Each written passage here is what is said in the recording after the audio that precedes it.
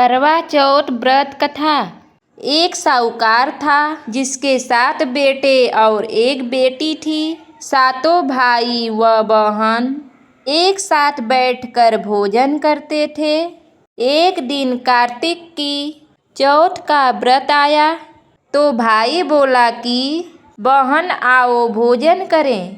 बहन बोली कि आज करवा चौथ का व्रत है, चांद उगने पर ही खाऊंगी। तब भाई ने सोचा कि चांद उगने तक बहन भूखी रहेगी, तो एक भाई ने दिया जलाया, दूसरे भाई ने छलनी लेकर उसे ढका और नकली चांद दिखाकर बहन से कहने लगे कि चल चांद उग गया है, अर्घ दे ले। बहन अपनी भाभियों से कहने लगी कि चलो अर्घ दे। तो भाभियाँ बोली तुम्हारा चांद उगा होगा, हमारा चांद तो रात को उगेगा। बहन ने जब अकेले ही अर्घ दे दिया और खाने लगी तो पहले ही ग्रास में बाल आया, दूसरे ग्रास में कंकड़ आया और तीसरा ग्रास में मुंह की ओर किया तो उसकी ससुराल से संदेशा आया कि उसका पति बहुत बीमार है, जल्दी भेजो। माँ ने जब लड़की को विदा किया तो कहा कि रास्ते में जो भी मिले उसके पांव लगना और जो कोई सुहाग का आशीष दे उसके पल्ले में गांठ लगाकर उसे कुछ रुपए देना। बहन जब भाइयों से विदा हुई तो रास्ते में जो भी मिला उसने यही आशीष दी कि तुम 7 भाइयों की बहन, तुम्हारे भाई सुखी रहें और तुम उनका सुख देखो। सुहाग का आशीष किसी ने भी नहीं दिया। जब वह ससुराल पहुंची तो दरवाजे पर उसकी छोटी ननद खड़ी थी। वह उसके भी पांव लगी तो उसने कहा कि सुहागिन रहो, सपूती हो। तो उसने यह सुनकर पल्ले में गांठ बांधी और ननद को सोने का सिक्का दिया। तब भीतर गई तो सास ने कहा कि पति धरती पर पड़ा है, तो वह उसके पास जाकर उसकी सेवा करने के लिए बैठ गई। बाद में सास ने दासी के हाथ बची खुची रोटी भेज दी। इस प्रकार से समय बीतते बीतते मृगशीर मार्गशीर्ष की चौथ आई तो चौथ माता बोली करवा ले, भाइयों की प्यारी करवा ले। जब उसे चौथ माता दिखाई नहीं दी तो वह बोली हे माता, आपने मुझे उजाड़ा तो आप ही मेरा उद्धार करोगी, आपको मेरा सुहाग देना पड़ेगा। तब उस चौथ माता ने बताया कि पौष की चौथ आएगी, वह मेरे से बड़ी है, उसे ही सब कहना, वही तुम्हारा सुहाग वापस देगी। पौष की चौथ आकर चली गई, माघ की चली गई, फाल्गुन की चली गई, चैत्र वैशाख जेठ आषाढ़ और सावन भादो की सभी चौथ आई और यही कहकर चली गई कि आगे वाली को कहना। असौच की चौथ आई तो उसने बताया कि तुम पर कार्तिक की चौथ नाराज है, उसी ने तुम्हारा सुहाग लिया है, वही वापस कर सकती है, वही आएगी तो पांव पकड़कर विनती करना। यह बताकर वह भी चली गई। जब कार्तिक की चौथ आई तो वह गुस्से से बोली भाइयों की प्यारी करवा ले, दिन में चांद उगानी करवा ले, व्रत खंडन करने वाली करवा ले, भूखी करवा ले। तो यह सुनकर वह चौथ माता को देखकर उसके पांव पकड़कर गिड़गिड़ाने लगी, हे चौथ माता, मेरा सुहाग तुम्हारे हाथों में है, आप ही मुझे सुहागिन करें। तो माता बोली पापिन हत्यारिन मेरे पांव पकड़कर क्यों बैठ गई, तब वह बोली, जो मुझसे भूल हुई उसे क्षमा कर दो, अब भूल नहीं करूँगी। तो चौथ माता ने प्रसन्न होकर आँखों से काजल, नाखूनों में से मेहंदी और टीके में से रोली लेकर छोटी उंगली से उसके आदमी पर छींटा दिया तो वह उठकर बैठ गया और बोला कि आज मैं बहुत सोया। वह बोली, क्या सोए? मुझे तो 12 महीने हो गए। अब जाकर चौथ माता ने मेरा सुहाग लौटाया। तब उसने कहा कि जल्दी से माता का पूजन करो। जब चौथ माता की कहानी सुनी, करवा का पूजन किया तो प्रसाद खाकर दोनों पति पत्नी चौपड़ खेलने बैठ गए। नीचे से दासी आई। उसने उन दोनों को चौपड़ पासे से खेलते देखा तो उसने सासू जी को जाकर बताया। तब से सारे गांव में यह बात प्रसिद्ध होती गई कि सब स्त्रियां चौथ का व्रत करें तो सुहाग अटल रहेगा। जिस तरह से साहूकार की बेटी का सुहाग दिया, उसी तरह चौथ माता सबको सुहागिन रखें। यही करवा चौथ के उपवास की सनातन महिमा है। इसी तरह से करवा चौथ की पहली कथा समाप्त हुई। प्रेम से बोलिए करवा चौथ माता की जय, गणेश भगवान की जय। करवा चौथ व्रत की दूसरी कहानी अति प्राचीन काल की बात है। एक बार पांडु पुत्र अर्जुन तप करने के लिए नीलगिरी पर्वत पर चले गए थे। इधर पांडवों पर अनेक मुसीबतें पहले से ही थी। इससे द्रौपदी ने शोक विह्वल हो श्री कृष्ण की आराधना की। कृष्ण उपस्थित हुए और पूछा, कहो क्या कष्ट है तुम्हें? द्रौपदी ने हाथ जोड़कर कहा, प्रभु मुझे क्या कष्ट है, यह आप तो स्वयं जानते हैं। आप तो अंतर्यामी हैं। मुझे कष्टों के बोझ ने विह्वल कर दिया है। क्या कोई ऐसा उपाय है जिससे इन कष्टों से छुटकारा मिल सके? कृष्ण मुस्कुराकर बोले, तुम्हारा प्रश्न अति उत्तम है द्रौपदी। द्रौपदी ने पूछा, प्रभु फिर मुझ दुखी नारी का कष्ट दूर करने का उपाय बताइए।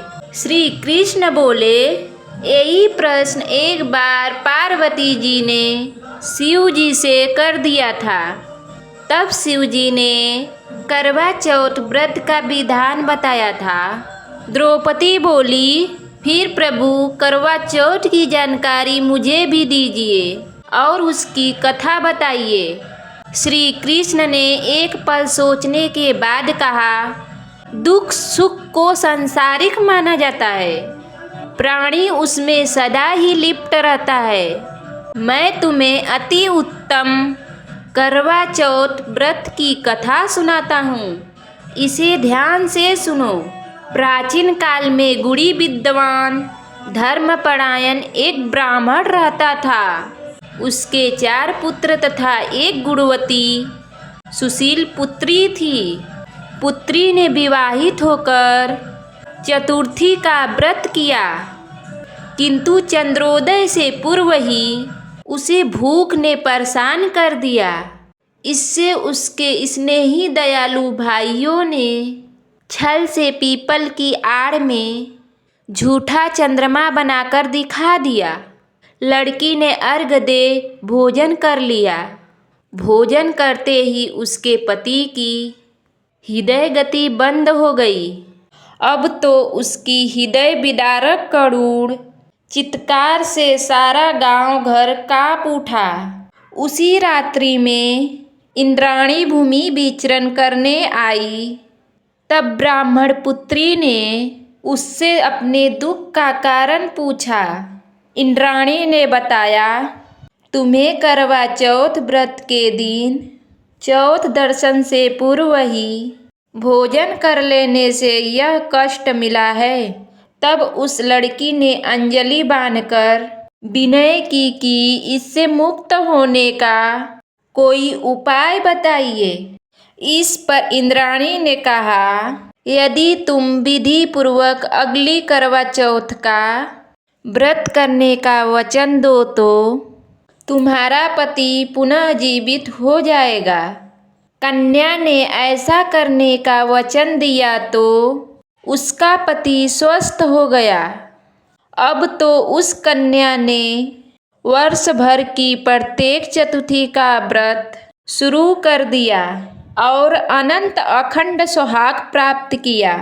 श्री कृष्ण ने कहा, हे द्रौपदी, यदि तुम इस व्रत को करोगी तो तुम्हारे सभी संकट टल जाएंगे। इस प्रकार द्रौपदी ने यह व्रत किया और पांडव सभी क्षेत्र में विजयी हुए। इस प्रकार सौभाग्य, पुत्र पौत्रादि और धन धान्य की इच्छुक स्त्रियों को यह व्रत विधि पूर्वक करना चाहिए। इस व्रत में भगवान शंकर जी की पूजा आरती भी की जाती है। करवा चौथ की दूसरी कथा समाप्त हुई। करवा चौथ की तीसरी कहानी। एक ब्राह्मण परिवार में 7 बहुएं थीं। 6 बहुओं के मायके वाले बहुत अमीर थे। इसी कारण ससुराल में उनका बड़ा मान था, परंतु छोटी के मायके में कोई न था। वह घर का सारा काम काज करती, सबकी सेवा करती, पर कोई भी उससे प्यार नहीं करता था। सभी दुत्कारते रहते। तीज त्योहार पर भी जब उसके मायके से कोई न आता तो वह बहुत दुखी होती थी। हर वर्ष की तरह इस वर्ष भी करवा चौथ का व्रत आया। अन्य बहुओं के मायके से उनके भाई करवा लेकर आए, पर छोटी के मायके में यदि कोई होता तो करवा भी लाता। सास भी छोटी को ही खड़ी खोटी सुना रही थी। वह दुखी होकर घर से निकल पड़ी और जंगल में जाकर रोने लगी। एक नाग बहुत देर से उसका रोना सुन रहा था। अंत में वह अपने बिल से निकल आया तथा छोटी से पूछने लगा, बेटी क्या बात है, तुम रो क्यों रही हो? छोटी बोली, आज करवा चौथ है, मेरा कोई भाई नहीं है। यदि कोई मेरा भाई होता तो आज जरूर करवा लेकर आता। नाग को छोटी पर दया आई। नाग ने कहा, बेटी तुम घर चलो, मैं अभी करवा लेकर आता हूँ। थोड़ी देर बाद नाग उसकी ससुराल जा पहुँचा। ससुराल वाले इतना सामान देखकर चकित हो गए। सास भी प्रसन्न हो गई। सास ने प्रसन्न मन से छोटी को नाग देवता के साथ भेज दिया। नाग देवता ने छोटी को अपना सारा महल दिखाया और कहा, जितने दिन चाहो आराम से रहो, मन चाहा खाओ, मन चाहा पहनो, पर एक बात याद रखना कि सामने रखी नाद कभी मत खोलना। छोटी सारा समय महल में आराम से काटती, पर नाद के बारे में उसकी उत्सुकता बढ़ती जाती। एक दिन जब घर में कोई न था, उसने नाद उठाकर देखा तो हजारों छोटे छोटे सांप के बच्चे इधर उधर रेंगने लगे। उसने जल्दी से नाद ढक दी। जल्दी में एक सांप की पूंछ नाद के नीचे आकर कट गई। शाम को नाग के आने पर छोटी ने अपनी गलती स्वीकार कर ली। नाग ने भी उसे क्षमा कर दिया।